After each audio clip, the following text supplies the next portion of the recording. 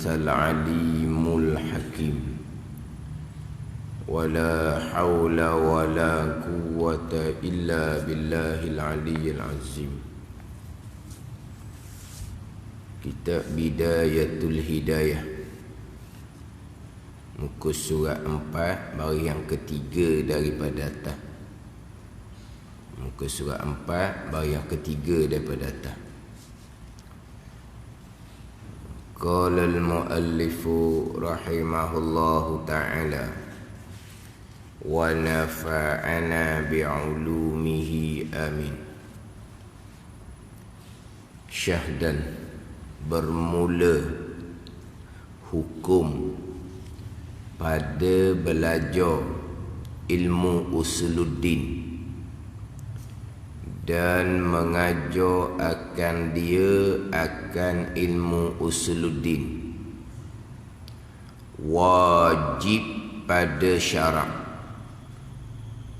Artinya, erti wajib pada syarak tiada dimudahkan pada meninggal akan dia akan belajar ilmu usuluddin dan mengajar akan dia akan ilmu usuluddin.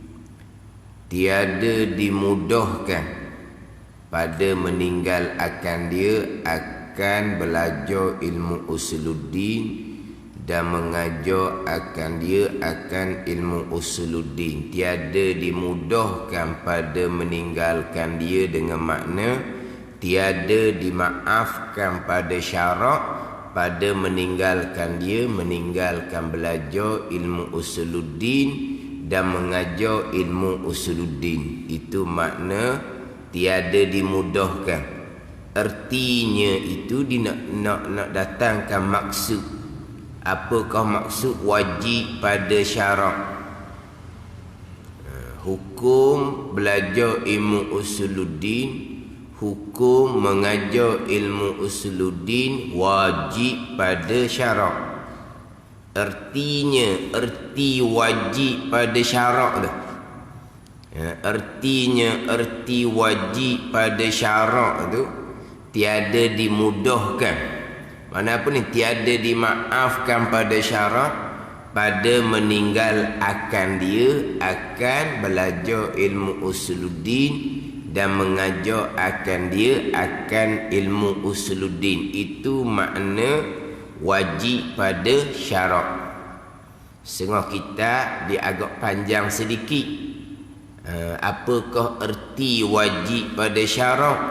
Erti wajib pada syarak dituntut akan dia akan belajar ilmu usuluddin dan mengajar akan ilmu usuluddin akan sebagai tuntut yang lazim, tuntut yang mesti, yang tiada dimudahkan pada meninggalkan dia, yakni tiada dimaafkan pada meninggalkan dia meninggalkan belajar ilmu usuluddin dan mengajar akan ilmu usuluddin. Itu setengah kitab didatangkan erti wajib pada syarak tu agak panjang sedikit. Hak ni datangkan erti wajib pada syarak setakat tiada dimudahkan pada meninggalkan dia. Apa makna tiada dimudahkan pada meninggalkan dia? Tiada dimaafkan pada meninggal akan dia akan belajar ilmu usuluddin dan mengajar akan dia akan ilmu usuluddin. Jadi terdahulu pembicaraan berkaitan dengan pengetahuan ilmu. Sebab dalam matan Ummil Barahim dimulai dengan i'lam annal hukmal aqliyah yanhasiru fi salasati aqsamin. I'lam, ketahui olehmu. Dia nak huraikan satu-satu, nak mensyarahkan, nak menghuraikan satu-satu. Hak dalam matan Ummil Barahim dia nak hurai apa dia makna i'lam, apa makna mengetahui, apa makna mengetahui. Terdahulunya makna mengetahui adalah mendapat akan sesuatu yang bertepatan dengan diri sesuatu tu. Itu dipanggil pengetahuan. Mendapat akan sesuatu yang bertepatan dengan diri sesuatu tu. Itu makna pengetahuan. Kita dapat sesuatu, tetapi diri sesuatu tu tak tepat pun sebaliknya apa yang kita dapat, apa kita tahu. Itu tak panggil pengetahuan. Itu dipanggil jahil. Ada ni. Pengetahuan ni mendapat akan sesuatu perkara yang mana diri perkara tu begitulah. Sebagaimana yang kita dapat, sebagaimana yang kita tahu. Itu panggil pengetahuan. Contohlah kita kata diri perkara itu hukumnya wajib. Hak kita dapat untuk tahunya wajib. Itu pengetahuan lah. Diri perkara itu sunat. Yang kita tahunya sunat. Itu panggil pengetahuan. Kalau diri perkara itu wajib, kita tahu sunat misalnya. Kalau perkara tu sunat, saya tahunya wajib. Itu tak panggil pengetahuan. Sebab apa? Sebab apa yang kita dapat tidak berbetulan dengan diri perkara. Tak ni. Samalah dalam perkara lain pun samalah. Kita tahu satu perkara, perkara ni begian. Hak awak cerita tu tak betul tu. Sebenarnya begini. Maknanya kita tak tahu. Dipanggil kita jahil. Faham tak ni? Apa perkara sama lah. Apa perkara sama. Walaupun ni nak datangkan apa makna tahu. Kita kata anak dia ada 4 orang. Sebenar-benarnya 5 orang anak dia. Awak panggil tahu ke tak tu? Tak panggil tahu. Sebab apa?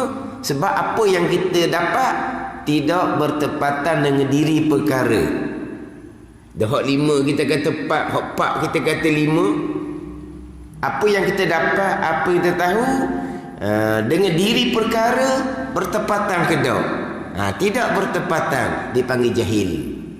Hak pengetahuan ni, kita tahu satu-satu perkara, kita dapat satu-satu perkara yang bertepatan dengan diri perkara tu, baru dipanggil pengetahuan, baru dipanggil mengetahui. Sama juga kita pergi kepada pengetahuan, mengetahui dalam pembicaraan ilmu usuluddin. Yang dipanggil pengetahuan ni dengan ilmu ataupun ma'rifah. Yang mana dalam pembicaraan ilmu usuluddin, mengetahui dan mengenal sama je makna. Mengetahui itu alima ya'lamu ilman, itu mengetahui.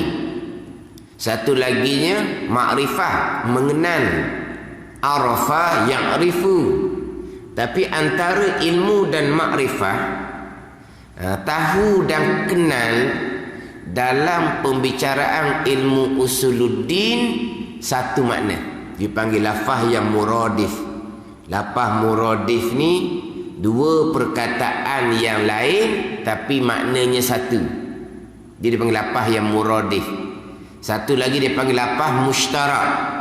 Lafaz mushtarak ni satu perkataan ada 2-3 makna. Itu lafaz mushtarak. Satu perkataan tapi ada 2-3 makna. Itu dia panggil lafaz mushtarak. Lafaz muradif ni 2 perkataan yang lain-lain. Ilmu makrifah memang lain-lain. Tapi dalam pembicaraan ilmu tauhid, ilmu dan makrifah satu makna. Apa dia makna ilmu, mengetahui? Apa makna mengenal dalam pembicaraan ilmu usuluddin? Maknanya kalau kita pergi kepada pembicaraan dalam ilmu usuluddin, maka wajib atas mukallaf mengetahui bahawa begian. Contoh, maka wajib atas mukallaf, orang yang baligh serta berakal, wajib mengetahui akan begiam-begiam. Apa makna mengetahui? Mengetahui makna dia adalah al-jazmu al-mutabiqu lil haqqi an dalilin. Itu makna mengetahui. Makna mengetahui dalam ilmu usuluddin, wajib mengetahui. Tahu saja je, pegangnya tidak. Tahu saja pegangnya tidak, tak panggil mengetahui dalam ilmu usuluddin. Tak ada ni. Sebab kalau setakat tahu saja, orang kafir Mekah tahu Nabi kita benar. Orang Yahudi, orang alim di kalangan orang Yahudi tahu Nabi kita benar. Tetapi kenapa tidak panggil beriman? Sebab mereka tidak mengaku putus di hati. Mereka hanya setakat tahu saja. Abu Talib tahu Nabi kita benar. Abu Talib tahu Nabi kita benar. Hak Nabi kita mengaku bahawa dia adalah Rasulullah, Abu Talib tahu benar pengakuan Nabi kita sebagai Rasulullah. Tahu saja tak jadi. Tapi apa disebut kita tahu dalam ilmu usuluddin, bukan hanya setakat tahu, tapi sebut kata tahu adalah al-jazmu al-mutabiqu lil haqqi an dalilin. Jazam, putus, kejat. Ni hak ni mengetahui dalam ilmu usuluddin ataupun makrifah. Satu laginya al-mutabiqu lil haqqi, yang bertepatan dengan diri perkara. Ni kita panggil pengetahuan. Pengetahuan adalah apa yang kita tahu bertepatan dengan diri perkara. Cuma bezanya dalam ilmu usuluddin, bukan hanya mengetahui yang bertepatan dengan diri perkara, bahkan kita kena jazam, kena putus di hati akan perkara yang kita tahu tu. Tu pengetahuan ilmu dalam pembicaraan usuluddin. Kalau tahu dalam pembicaraan lain, tahu sudahlah. Apa yang kita dapat bertepatan dengan diri perkara. Tahu panggil. Tapi dalam pembicaraan ilmu usuluddin, pengetahuan dengan mana apa? Bertepatan dengan diri perkara tetap dah. Tetapi diserta dengan jazam, putus di hati. Pada ni. Jazam, putus di hati. Kalau kita tahu bab hukum fiqh contohnya. Hukum fiqh. Kita tahu. Perkara ni hukum fiqhnya begiam. Dan hukum fiqhnya berkhilaf di kalangan ulama. Pandangan ni kata seumpama ni, pandangan ni kata seumpama ni. Yang kita dapat pandangan yang berbeza tu bertepatan tak dengan diri perkara? Bertepatan, panggil tahu. Kita wajib pegang dah. Tak wajib sebab benda khilafiyah. Tu tahu dalam bab fiqh. Tapi panggil tahulah. Janji bertepatan dengan diri perkara. Adapun tahu dalam ilmu usuluddin, selain daripada bertepatan dengan diri perkara, al-mutabiqu lil haqqi, bertepatan dengan yang sebenar. Yang pertama kena jazam, pegang kejap, putus di akidah akan perkara yang kita mengetahui yang bertepatan dengan diri perkara. Kemudian tambah satu laginya, hak kita pegang kejap akan satu-satu akidah yang bertepatan dengan akidah yang sebenar. Apa yang kita pegang kejap tu terbit daripada dalil. Itu barulah makrifah yang sempurna, makrifah yang sah tanpa khilaf ulama. Kalau hanya setakat pegang kejap, apa yang kita pegang kejap tadi tu bertepatan dengan pegangan yang sebenar, tiba-tiba yang kita pegang kejap dan sebenar tadi ni tidak terbit daripada dalil. Ni hak makrifah yang khilaf ulama sah ataupun tidak.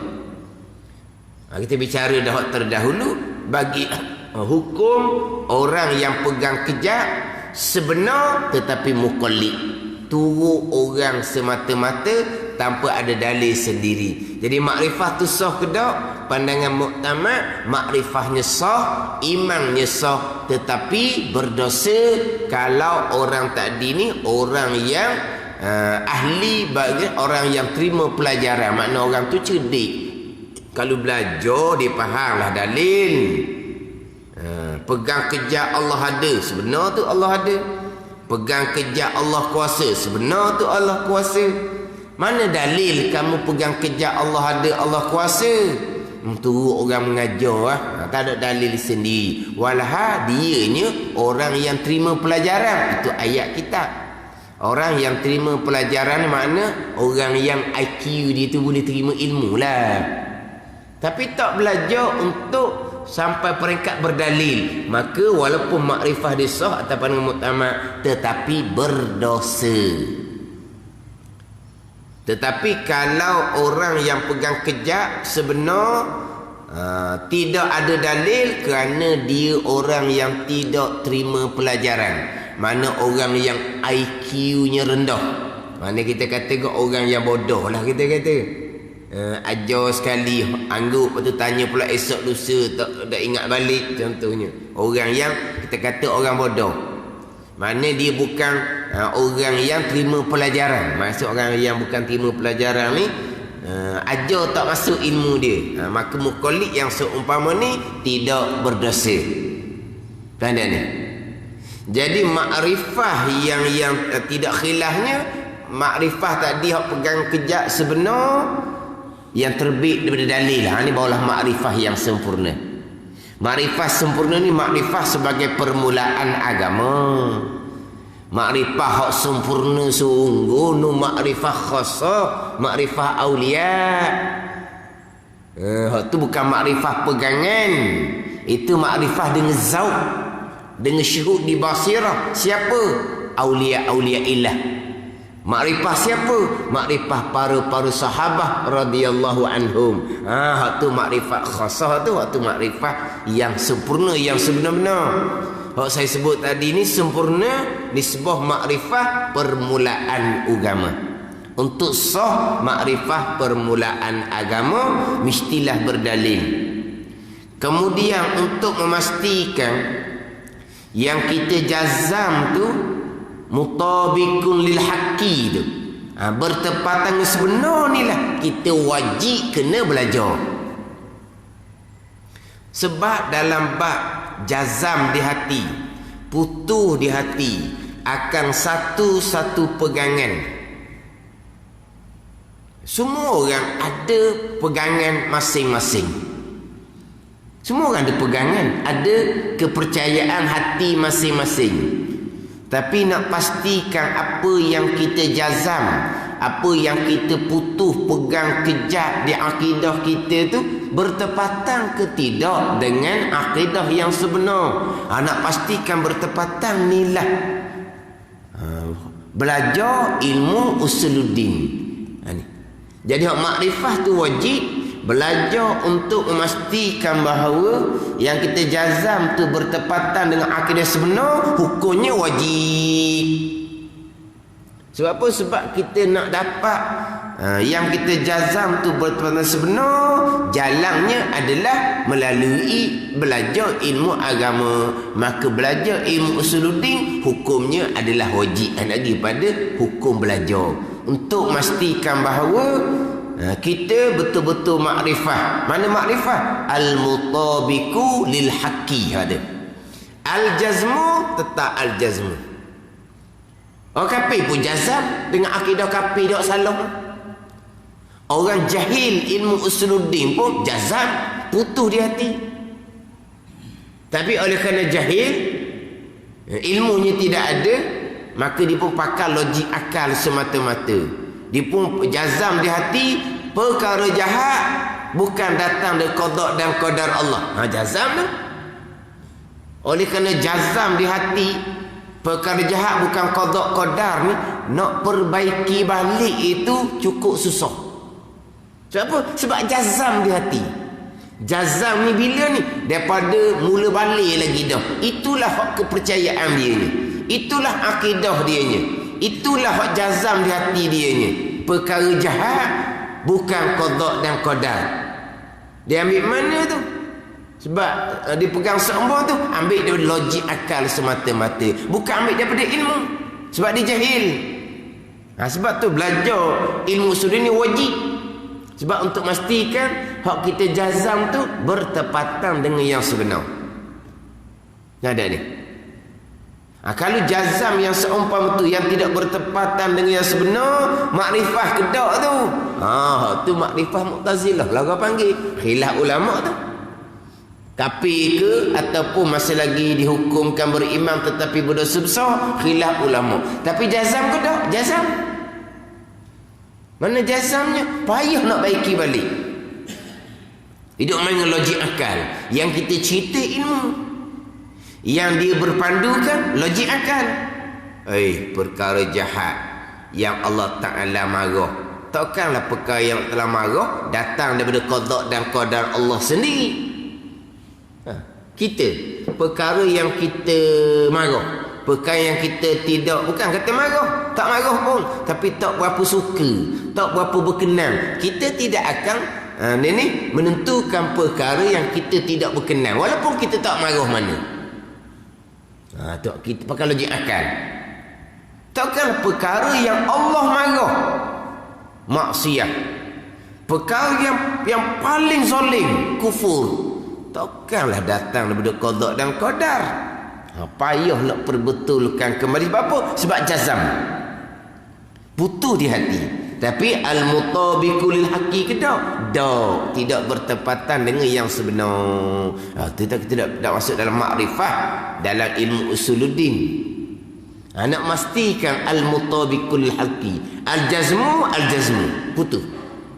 Nak memastikan bahawa kita jazam al-mutabiqu lil haqi, itulah bertepatan dengan sebenar.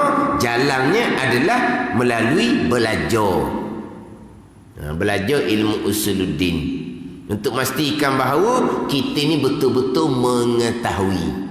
Apa mengetahui? Apa yang kita dapat, itulah diri perkara. Kita dapatnya perkara jahat bukan qada qadar. Diri perkara, qada qadar tu dia tak panggil pengetahuan, dia panggil jahil murakkab. Kenapa pula jahil murakkab? Sebab sebenarnya dia tak tahu. Tiba-tiba dia rasa dia tahu. Dia tak sedar bahawa dia tak tahu. Atau jahil murakkab bicara dahulu kan. Jahil yang bersusung. Ada ni. Jahil murakkab nak payah ni. Jahil basit mudah. Mana? Kalau orang tanya orang mengajar, apa hukum perkara ni? Wallahu a'lam. Contoh tu mana apa tu? Jahil basit tu. Orang mengajar jahil juga. Orang mengajar takkanlah reti belaka, mesti ada perkara dia jahil. Ada ni. Mesti ada perkara yang dia jahil. Perkara tu dia jahil, dia tak tahu. Dia pun jawab, dia tak tahu. Kenapa? Kerana dia tahu, dia tak tahu. Tu jahil basit mudah tu. Jahil murakkab ni payah. Jahil murakkab orang-orang jahil betul-benar tu, dia cakap pandai tu, orang nak berheran tu. Dengar dia cakap hukum hakam mengaruk je tu, dia reka je. Orang tak akal. Tapi kalau jahil murakkab tu daripada orang mengajar, orang percaya ke dia? Apa hukum perkara tu? Dia tak tahu sebenarnya. Tapi tak sedar, dia tak tahu. Dia pun jawab. Tu jahil murakkab aja. Ada ni. Dia jahil, dia tak sedar diri dia jahil. Sebab tu dia berani jawab. Sebab apa? Sebab dia rasa dia tahu. Dah tahu ke tak? Apa yang dia beritahu tu, itu ke diri perkara, diri hukum? Tidak. Mana dia panggil jahil. Dia sedar, tak dia jahil. Dia tak sedar. Sebab tu dia berani jawab. Tu jahil murakkab. Jahil yang bersusun. Ada ni. Jadi nak pastikan apa kita dapat bertepatan dengan perkara, jalannya adalah belajar. Untuk kita ni betul-betul orang yang mengetahui dan mengenal akan Allah dan akan Rasul, hak permulaan agama. Awaluddin ma'rifatullah. Awal agama mengenal Allah Subhanahu wa taala. Mengenal Allah. Kemudian manakah jalan kita nak mengenal Allah? Rasul yang bawa kita kepada mengenal Allah. Jadi permulaan agama mengenal Allah dan juga mengenal Rasul yang bawa kita kepada mengenal Allah. Di perbuatan agama mengenal Allah. Tapi kenapa pula timbul mengenal Allah dan mengenal Rasul? Sebab yang bawa kita pada mengenal Allah adalah Rasul. Jadi permulaan agama mengenal Allah dan mengenal Rasul. Rasul yang bawa kita kepada mengenal Allah Subhanahu wa ta'ala. Dia nak pastikan kita betul-betul mengetahui dan mengenal ni lah. Jalannya adalah belajar. Saya nak bicara berkaitan dengan hukum belajar ilmu usuluddin dan mengajar ilmu usuluddin. Bermula hukum pada belajar ilmu usuluddin dan mengajar akan dia akan ilmu usuluddin. Apa hukumnya? Wajib pada syarak. Wajib pada syarak. Artinya erti wajib pada syarak ni. Ini pendek je dalam kitab kita ni. Tiada dimudahkan. Mana apa ni? Tiada dimaafkan pada syarak. Pada meninggal akan dia akan belajar ilmu usuluddin dan meninggal akan dia akan mengajar ilmu usuluddin. Itu makna wajib pada syarak kekal. Setelah kita dia agak panjang. Apakah dia wajib pada syarak? Arti wajib pada syarak dituntut akan dia, dituntut oleh Allah Subhanahu wa ta'ala, dituntut akan dia akan belajar ilmu usuluddin dan mengajar ilmu usuluddin akan sebagai tuntut yang lazim, tuntut yang mesti.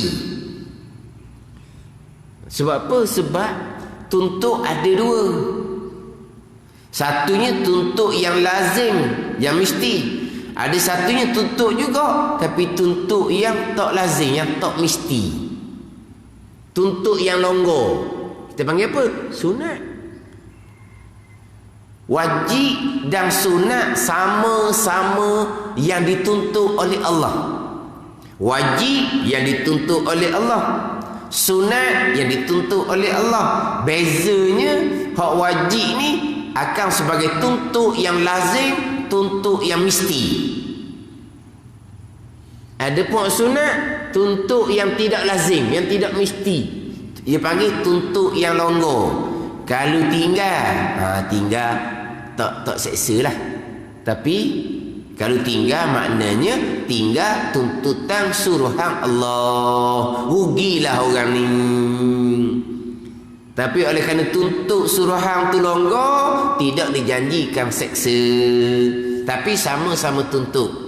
Adapun tuntut yang wajib ni, tuntut yang sebagai tuntut yang lazim, tuntut yang mesti. Mana mesti ni? Tiada dimudahkan pada meninggalkan dia, tiada dimaafkan sama sekali pada syarak pada meninggalkan dia, meninggalkan belajar ilmu usuluddin dan mengajar akan ilmu usuluddin. Kemudian pula hak belajar ilmu usuluddin. Usuluddin.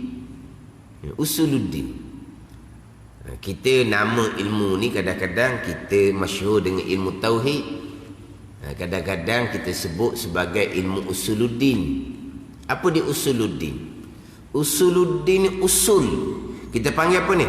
Pokok, tunjang, umbi agama. Sama tu guru sebut perdu. Tahu perdu? Faham perdu tau? Umbi tunjang perdu agama.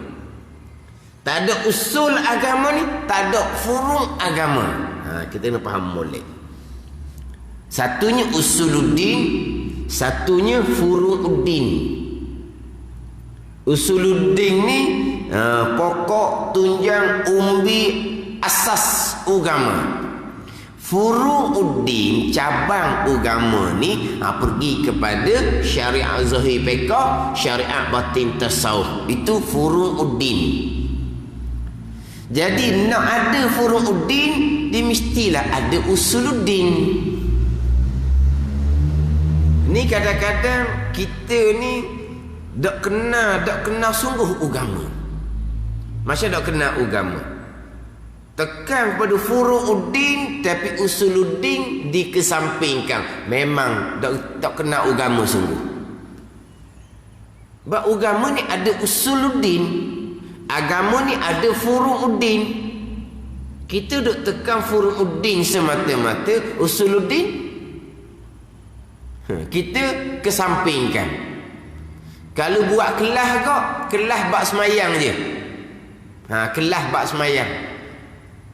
Itu furu'uddin tu hukum agama, tiang agama pula semayang tu. Betul, semayang imaduddin. Nabi SAW bersabda, as-salah imaduddin. Betul, semayang tiang agama.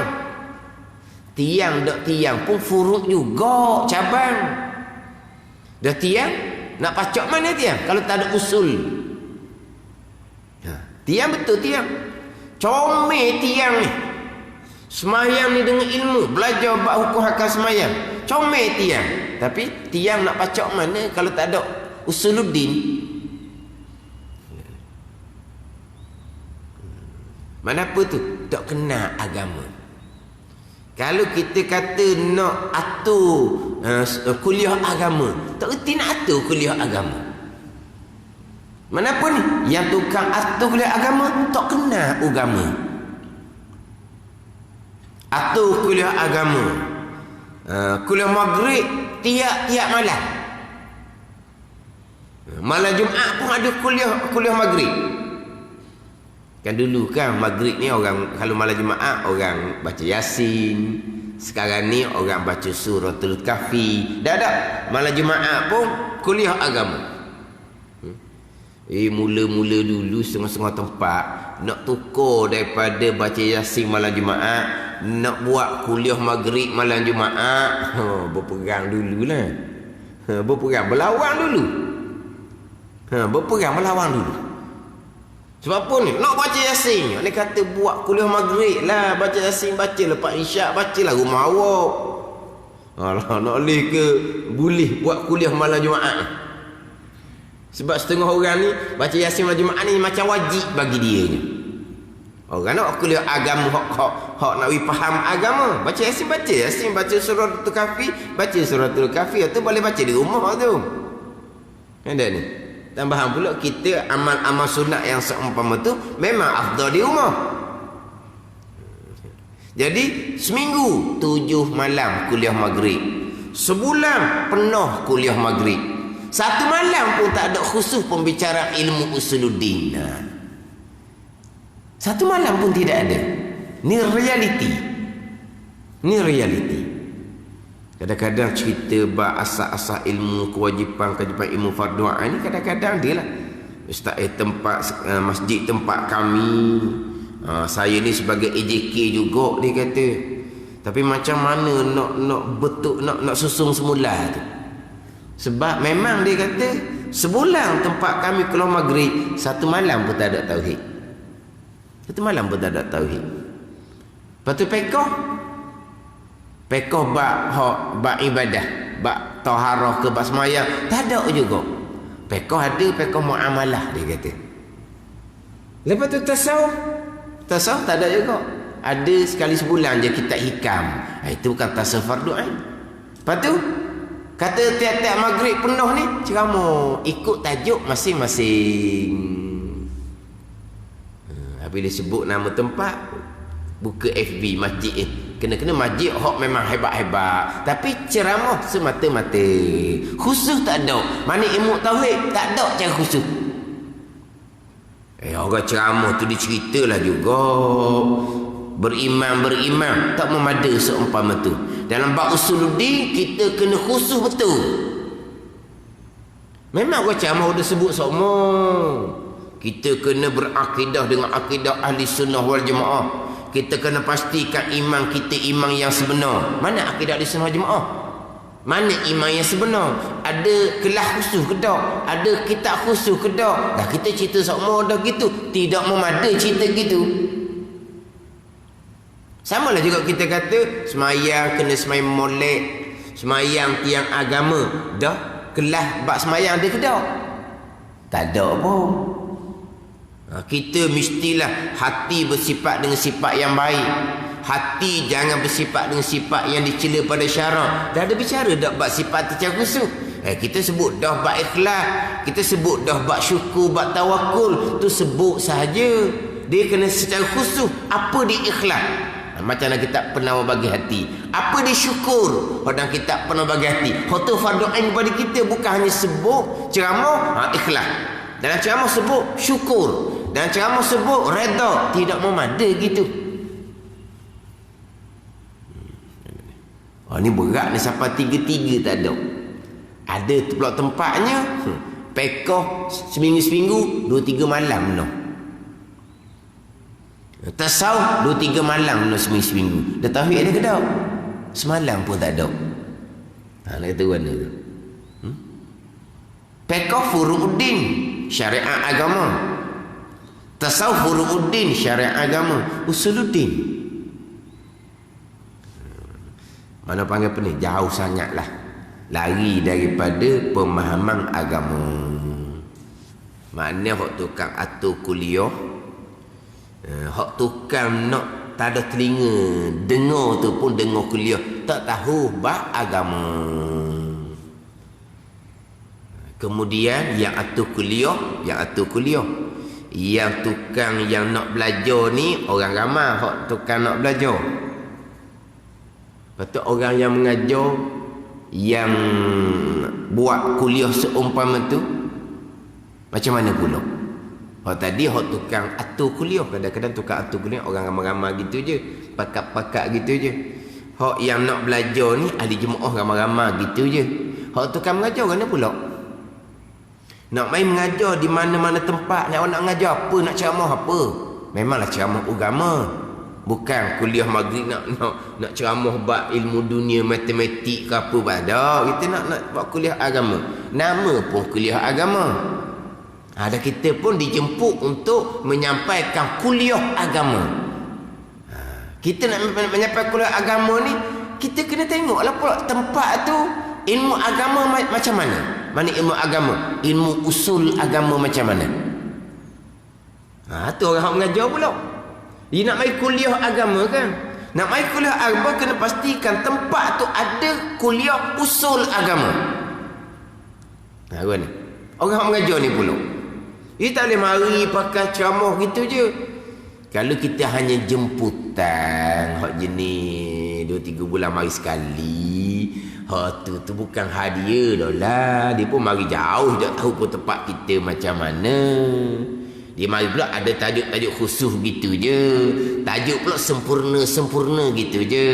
Sempurna ma'al hijrah, sempurna panggil apa? Isra' Mi'raj, sempurna. Tu dia tak tahu kedudukan tempatan. Sebab dia hanya jemputan tu, dia nak kata apalah dianya. Kita yang dijemput sebagai kuliah tetap, pengkuliah tetap. Kuliah apa? Kuliah agama. Nak atur kuliah agama, kena pastikan dahulu.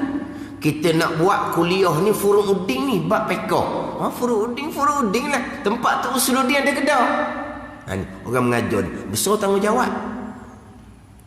Melainkan kalau orang mengajar tu pun tak kenal juga ilmu agama. Dia ingat ilmu agama ni setakat ngajar hasmayam. Betul lah ilmu agama lah tu. Tapi kalau mengajar semacam macam mana pun, kalau usul agama tak ada nilai. Badan. Hak jenis pengkuliah hak tetap. Bukan hak jemputan, hak jenis 2-3 bulan mari sekali tu bukan tu. Tu hanya kita kata nak ubah selera, mai duk ngaji kitab tiap-tiap malam ni, nak dengar juga penceramah glamour. Gitu jelah. Tu sekali-sekali boleh lah. Tambah sekarang ni pula ramai pula penceramah glamour. Bukan orang bidang agama pun, artis pun jadi penceramah agama juga. Kalau setakat mari cerita bab sejarah-sejarah lampau sebagai pengajar, okeylah. Tambah pula dia bicara bab hukum agama, cuk kacamakin sekali sekarang. Kalau setakat mari cerita pengalaman saya begiam, jadikan sebagai pengajaran, sebagai panduan kita kepada untuk supaya kita jadikan sebagai apa? Sempadan. Tak apa tu. Tapi kadang-kadang pergi pada hukum hakam. Ni payah kan? Ada ni. Mana hak tu setakat jemputan saja ni kita nak hak pun kuliah tetap. Ilmu usuluddin. Tapi agama bukan usulnya. Furu'uddin kena lengkap, jangan salah faham. Oh, tinggal kitab fiqh, jangan, tu fardu ain. Tinggal kitab tasawuf, jangan. Hak kitab kepala bagi hati tu fardu ain, jangan tinggal tu. Tapi furu'uddin fiqh, furu'uddin tasawuf, ni dibina atas usuluddin. Ilmu tapak agama. Ilmu usuluddin, ilmu tapak agama, tunjang agama, umbi agama, perdu kepada agama usuluddin. Ilmu usuluddin. Hukum pada belajar ilmu usuluddin dan mengajar akan dia. Mengajar. Mengajar ni orang tertentu sahaja. Tak, kita lah. Kita wajib mengajar ilmu usuluddin kepada mereka yang bertanggungjawab kita. Sebut kata mengajar, mengajar tu hak untuk tugas ustaz-ustaz, dah. Tugas kita lah mengajar. Mengajar pada anak cucu. Itu ilmu yang pertama yang wajib kita ajar, ilmu usuluddin. Semayang wajib kita ajar. Itu umur 7-8 tahun dah. Ilmu usuluddin kita wajib ajar apabila anak kita sudah boleh memahami sedikit sebanyak apa yang kita cerita, kita mula bicara dah. Saya sebut sebelum ni kan, kita mula bicara dah. Cerita kepada anak kita Allah Ta'ala ada, Allah Ta'ala mengetahui. Cerita pula ada malaikat yang catat kebaikan, keburukan. Kita cerita pula bila mati ada persoalan barzah, alam kubur tu ada muka nakir tu. Kita pun cerita. Kita cerita bab dunia ni akan kiamat. Tiup sangkakala yang pertama akan dihancurkan dunia ni. Kemudian akan tiup sangkakala yang kedua, kita semua akan dibangkitkan kembali. Ada perhimpunan di mahsyar. Mana kita cerita ilmu usuluddin ni kepada anak kita bukan 7-8 tahun. Mula daripada anak kita boleh memahami apa yang kita nak cerita. Ini ilmu yang pertama. Hak wajib kita mengajar akan anak-anak kita. Apa ada ni? Bukan kata ajar khas semayang saja, bukan. Itu wajib juga tu. Kita wajib ajar semayang. Tapi ilmu yang pertama, ilmu usuluddin yang wajib kita ajar. Kalau kita tak pandai nak ajar, waktu kita wajib bawa datangkan orang yang mengajar. Ni ada kadang-kadang dia panggil orang luar mengajar keluarga dia. Kewajipan tu. Ada hak seumpama tu, dia buat kuliah untuk keluarga. Tapi kuliah apa? Bukan kuliah usuluddin, kuliah bicara rumah tangga. Mai pasal tu. Okey, dia bukan tak okey pun. Tapi tak ada lelah mari nak panggil kuliah ceramah rumah tangga. Itu dengar dia acting padahal dah. Dia acting banyak tu ceramah rumah tangga. Kita nak ilmu usuluddin untuk keluarga kita sebab kita tak pandai nak ajar sendiri. Ataupun kita bawa keluarga kita pergi mengaji di majlis surau. Majlis surau pun dipilih pula sebab kita nak ilmu usuluddin. Jangan bawa je anak bini kita ke majlis surau. Ilmu apa? Kau pandai lah. Mana apa ni? Kita sebagai ketua keluarga tak faham asas-asas agama. Habis? Di ilmu usuluddin ni hak permulaannya mengenal Allah, mengenal Rasul.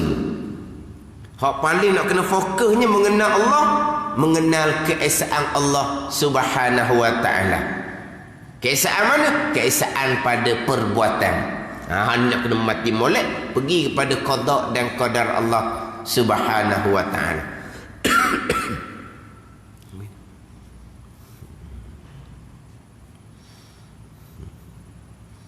Bukan setakat ajar pandai baca Quran, bukan. Tapi memanglah daripada budaklah kita ajar anak-anak kita mengaji Al-Quran. Kita nak ajar mengajar Quran pun kita tak pandai. Apa semua kita tak pandai belaka. Apa semua kita tak pandai belaka. Tapi kalau anak kita tanya ilmu sekolah, pandailah kita ajar. Hak tu je kita pandai. Tak apalah. Kita anak kita cari kelas, cari guru hak ngajar Al-Quran. Gitulah. Itu pun semua budak-budak belaka tu. Yang ada ni. Tapi jangan setakat supaya anak kita tu pandai baca Quran. Nak pastikan anak kita berakidah dengan akidah Al-Quran. Itu kena ngaji ilmu usuluddin. Cara khusus. Yang kita atau anak kita pergi kelas Al-Quran tu, itu untuk membaca Al-Quran. Untuk berakidah dengan akidah Al-Quran. Hak tu, hak mula-mula sekali. Ni pergi pada ilmu usuluddin. Ilmu tauhid. Ilmu usuluddin, ilmu tauhid. Ini hak mula-mula sekali. Ajar mengenal Allah, mengenal akan Rasul. Mengenal akan Allah yang esa pada zat, yang esa pada sifat, yang esa pada perbuatan. Ilmu usuluddin ataupun ilmu tauhid, dia punya istilah ilmu dipanggil ilmu tauhid, ilmu usuluddin dari segi syar'an. Apa dia dari segi makna syarak? Kalau kita sebut kata tauhid, apa makna pada syarak tauhid itu? Mengesakan Allah. Itu usuluddin. Mengesakan Allah. Tauhid. Kita kenal usuluddin, kita kenal ilmu tauhid. Tauhid ni apa? Tauhid ni ifradul ma'budi bil ibadati. Abang apa ni? Ifradul ma'budi bil ibadati ni terjemahan dia gak menunggalkan akan Tuhan disembah dengan beribadah. Beribadah hanya kepada ma'bud Tuhan yang disembah, Allah Subhanahu wa taala. Menunggal. Mana apa ni? Hanya beribadah kepada Allah Subhanahu wa taala. Tauhid. Bukan beribadah saja ni. Ma'atiqadi wahdatihi wa tasdiqi biha zatan wa sifatan wa af'alan. Kita menunggalkan akan Tuhan yang disembah dengan beribadah hanya pada Tuhan yang disembah, Allah Ta'ala, serta kita i'tiqad akan keesaan Allah. Ni wahdatihi, wahdatil ma'bud, keesaan Tuhan yang disembah. Lepas tu diulangi lagi wa tasdiqi biha, dan membenuh hati dengan keesaan Tuhan yang disembah. Sama je tu. I'tiqad keesaan Allah, membenuh hati keesaan Allah, sama je. Tapi diulangi 2 kali tu. Keesaan Allah zatan wa sifatan wa af'alan. Keesaan pada zat, pada sifat, pada perbuatan. Itu tauhid tu. Pada perbuatan. Keesaan pada zat, Tuhan yang satu, kita orang Islam pasti dah. Keesaan pada sifat, kita orang Islam pasti dah. Keesaan pada perbuatan, ini keesaan pada perbuatan. Semua yang berlaku perbuatan Allah. Makhluk tak bekas sama sekali. Sebesar zarah tidak ada, melainkan perbuatan Allah belaka. Dah mana perbuatan Allah? Tak sudah tanyalah mana perbuatan Allah. Apa yang berlaku? Semua yang berlaku perbuatan Allah. Terdetik di hati kita, Allah yang buat. Berkelip mata kita, Allah yang buat. Bergerak nadi kita, Allah yang buat. Semua perbuatan Allah. Walaupun kita ahli sunnah wajib berpegang ada pilihan dan ada usaha, tapi diri pilihan kita tetap perbuatan Allah. Diri usaha kita tetap perbuatan Allah. Ini tauhid. Ini kadang-kadang bicara ilmu tauhid, tapi bukan ilmu tauhid, ilmu mensyirikkan Allah Subhanahu wa taala. Itu punah hawa lagi. Memanglah kita ahli sunnah wajib berpegang hamba ada pilihan dan perbuatan. Kalau tidak berpegang hamba ada pilihan dan perbuatan, itu akidah Jabariyah terpesong. Kita wajib berpegang. Hamba ada pilihan dan perbuatan. Tapi jangan lucut tauhid kita. Yang berlaku semuanya perbuatan Allah. Berarti pilihan kita pun Allah buat. Usaha kita pun Allah buat. Bukan berhasil usaha kita saja Allah buat. Diri usaha kita pun Allah buat. Kalau terlintas di hati Allah buat pilih hati. Lagilah Allah buat. Kalau berkelip mata Allah buat. Bergerak nadi Allah buat. Gerak geri usaha kita ni Allah lah yang buat. Itu pegangan kita. Itu tauhid. Ajar ilmu tauhid. Tapi bukan ilmu tauhid. Ilmu mensyirikkan Allah. Pilihan hak kita sendiri, bukan Allah yang buat. Usaha hak kita sendiri, bukan Allah yang buat. Itu bukan tauhid tu. Itu syirik. Ini bab usuluddin. Ini kena kemamolek ni. Mentauhidkan Allah pada perbuatan, lagi pada qada dan qadar. Hak banyak terpesong situ lah. Hak ni yang kita nak kena ajar anak-anak cucu kita molek. Mudah saja, semua perbuatan Allah. Semuanya qada dan qadar Allah. Senang je. Tak payah tanyalah apa perkara pun. Sebab apa? Sebab hak dia belaka. Datangkan contoh. Tak payah contoh lah. Contoh apa lagi? Sebab semua contoh apa lagi? Allah yang menggerakkan tubuh badan kita. Di saat tubuh badan kita bergerak, yang di tubuh badan kita banyak yang di tubuh badan kita ni. Dengan pakaian kita, apa yang di tubuh badan kita ni, Allah yang gerakkan. Sudahlah. Allah gerakkan tubuh badan kita saja. Yang kebetulan ada di tubuh badan, pakaian ke, baju kain ke, kopiah serban ke, tudung ke, okeylah apa-apa yang di tubuh badan kita. Dengan orang perempuan menggelar, rata, cicing, bergerak. Dah duduk situ, bergerak turut je lah. Allah hanya menggerakkan tubuh badan kita saja. Panggil perbuatan Allah belaka ke gitu? Taklah jadinya. Perbuatan Allah hanya gerakkan tubuh badan kita. Hak ada tubuh badan kita gerak juga tu. Bukan Allah dah buatnya. Tak panggil mengesakan Allah, panggil seumpama tu. Dah sudah tanya lah. Di tubuh badan kita tu ada habuk. Habuk bergerak. Tak usah kira lah. Semua Allah buat. Habis kat tu je. Ada ni pegangan. Ni mengesakan Allah dalam pembicaraan tauhid. Inilah usuluddin kita, tapak agama kita. Hak wajib kita ajar mula-mula kepada anak-anak cucu kita, kena ajar molek. Kalau tak gelicir sini, usuluddin gelicir, furu'uddin semayang comel pun tak ada.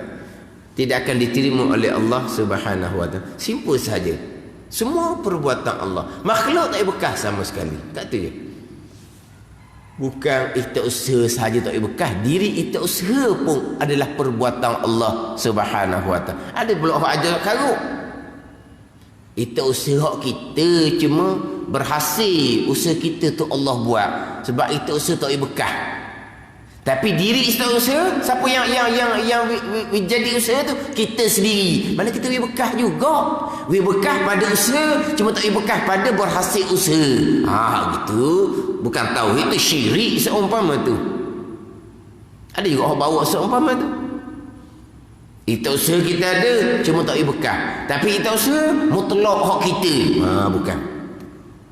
Itu usaha kita pun perbuatan Allah. Ini tauhid. Ini hak ilmu usuluddin, tapak agama, pegangan kita. Hak kita duk cakap, kita yang buat, itu ini kita buat. Itu cakap zahir, tak ada salah apa pun. Siapa buat saya lah. Mana ada kamu keesaan pada perbuatan Allah buat. Itu pegangan. Cakap saya buat tu cakap asbab, tak ada salah-salahnya. Saya lah buat, saya yang rancang, saya yang pilih, saya yang susun, saya yang atur. Itu cakap asbab. Pegangan kesemua yang berlaku, keesaan pada perbuatan Allah berlaku. Itu tauhid. Itu dia usuluddin, tapak agama. Mengenal Allah. Bagaimana mengenal Allah? Hak dia berlaku. Kalau perbuatan Allah, kerjaan Allah, kita berpegang perbuatan kita, tak panggil kenal panggil tu. Tak panggil kenal. tak panggil mengenal Allah Subhanahu wa taala. Allah yang amat kuasa, qadir, wa huwa ala kulli syai'in qadir, dan ia Allah atas tiap satu amat kuasa. Apa makna qadir, amat kuasa? Perbuatan Allah belaka. Situ kita sebut dia sini dia paling berkuasa sekali. Kata sebut gitu dah. Dia paling berkuasa sekali di sini. Perbuatan dia belaka ke? Tak, semuanya orang lain buat belaka. Itu kata tengok je. Kuasa apa gitu? Tapi itu dipanggil kuasa majazi. Kalau orang yang paling berkuasa, dia buat kerja ke apa? Tak buat kerja ke apa pun. Kalau dia paling berkuasa, dialah buat belaka. Itu panggil lemah sebenarnya. Kata paling berkuasa, buka pintu kereta pun tak urut. Kena orang buka. Paling berkuasa macam mana gitu? Nak pegang payung pun tak urut. Kena orang pegang payung. Berkuasa apa gitu? Tu panggil berkuasa. Hak majazi letak berkuasa. Hakikatnya lemah. Tuhan yang amat kuasa, hak dia belaka. Orang yang amat kuasa. Tu hak kuasa yang hakiki. Semuanya perbuatan Allah Subhanahu wa taala. Itu tauhid. Itu kita bicara usuluddin, tapak agama. Hak wajib kita ajar. Wajib kita ajar kepada mereka yang bertanggungjawab. Dan juga bagi mereka yang Allah Ta'ala kurniakan ilmu, wajib dikena mengajar ilmu yang pertama, ilmu usuluddin. Pada ni sekarang ni wajib belajar ilmu usuluddin dan wajib mengajar ilmu usuluddin. Hak saya sebut tadi ni mengajar kepada mereka yang bertanggungjawab kita. Keluarga kita lah, anak-anak bini kita. Kalau mak ayah, anak. Kalau suami, isteri, tu bawa tanggungjawab. Sama juga dengan orang yang Tuhan beri ilmu. Siapa yang bawa tanggungjawab mereka ni? Ahli masyarakat lah. Maka wajib dia kena ajar ilmu usuluddin. Ada ni. Wajib ajar ilmu usuluddin. Tempat tu ada dah ilmu usuluddin. Kita ngajar pula furu'uddin. Pekoh pula kita ajar. Fardhu ain belaka tu. Wajib belaka tu. Belajar dan mengajar. Kita ajar pula bab furu'uddin. Itu kewajipan bagi orang yang Tuhan beri ilmu. Tanggungjawab besar.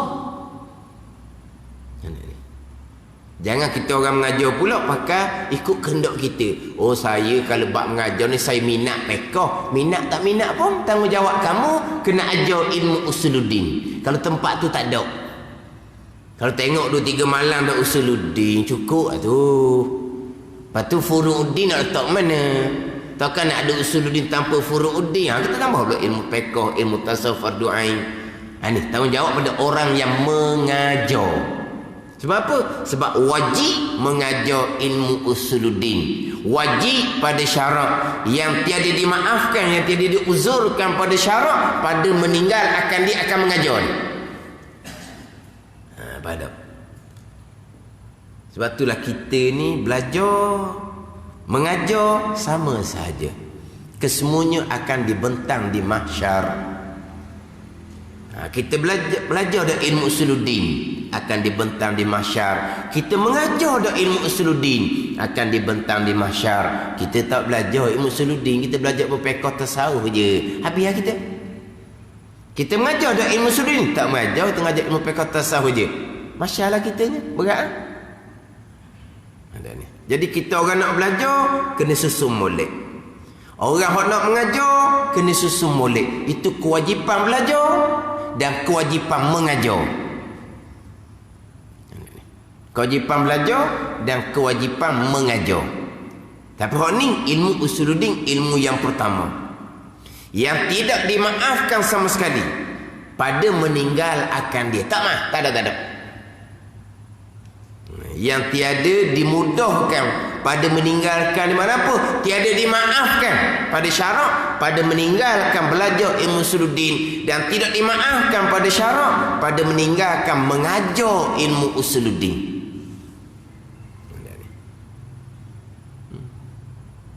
Ulama Melayu kita siapa ke kitab pekoh bubuh tauhid di hadapan.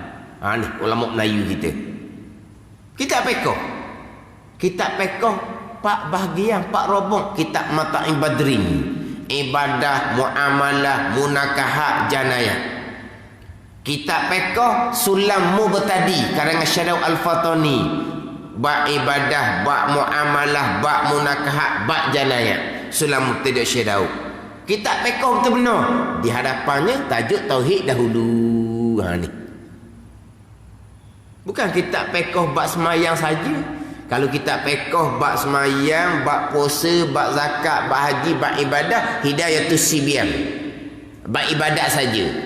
Ini semayang, puasa, zakat, haji, ibadat saja. Tak ada bab muamalah, munakahat, jangan tak ada dalam hidayatus sibyan. Tauhid depan. Kitab fiqh wisyah. Kitab fiqh wisyah ni semayang saja. Tak ada. Puasa tak ada, zakat, haji tak ada. Semayang saja. Betul-betul fokus buat semayang. Di hadapannya tauhid usuluddin. Sebab ulama-ulama Melayu kita atur semua tak apa. Takut kita pergi ngaji fiqh, usuluddin kita tinggal. Apa susun seumpama tu. Jaga untuk kita. Banyak kita fiqh seumpama tu. Fiqh di dalam, di hadapannya usuluddin. Berapa? Wajib kita belajar, wajib mengajar. Hak ni yang tidak dimudahkan pada syarak, yang tidak dimaafkan pada syarak, pada meninggalkan belajar ilmu usuluddin, dan tidak dimudahkan pada syarak, tidak dimaafkan pada syarak, pada meninggal akan dia akan mengajar ilmu usuluddin. Kalau kita tak mampu nak mengajar orang-orang bertanggungjawab kita, kita dengan mereka yang bertanggungjawab kita sama-sama wajib belajar. Gitu je lah. Sama-sama belajar. Sepatutnya kita mengajar sendiri. Hak kita duk belajar kod majlis surau ni sebagai tambahan, ataupun ilmu-ilmu fardu kifayah lah sikit sebagai tambahan kepada ilmu fardu ain. Tapi dah kita tak mana tak ilmu kita pun tak pernah ada. Sama-sama belajar. Nak belajar kena ada orang yang mengajar. Orang mengajar bertanggungjawab. Orang nak mengajar pula dia kena ada tempat. Pihak yang anjur, yang jaga tempat, dia kena bertanggungjawab. Pastikan ahli jemaah nak mari belajar ni cukup fardu ain usuluddin tauhid, fardu ain fiqh furu'uddin cabang agama, dan fardu ain tasawuf furu'uddin kena cukup. Sebab apa? Kita semua akan dipertanggungjawabkan di padang mahsyar. Kita semua akan dipertanggungjawabkan di padang mahsyar. Besar tanggungjawab. Besarlah persoalan di mahsyar. Kalau kita menyempurnakan dengan sempurna, besar sangat-sangatlah pahala kita. Kalau kita tidak menunaikan tanggungjawab, besarlah beban kita di hari akhirah. Kemudian belajar ilmu usuluddin, mengajar ilmu usuluddin ini wajib. Maka dibahagikan wajib pada syarat itu atas 2 bahagi. Wajib-wajib lah. Ada wajib fardu ain, belajar ilmu usuluddin. Ada hak wajib fardu kifayah pada belajar ilmu usuluddin dan pada mengajar ilmu usuluddin. Ada 2 bahagi pula. Pertama wajib aini, kedua wajib kifayah. Mana apa? Fardu ain dan juga fardu kifayah. Wallahu a'lam. Bismillahirrahmanirrahim. Alhamdulillahirabbil alamin, wassalatu wassalamu ala sayyidil mursalin wa ala alihi wa sahbihi ajma'in. Allahumma iftah alaina futuhal arifin.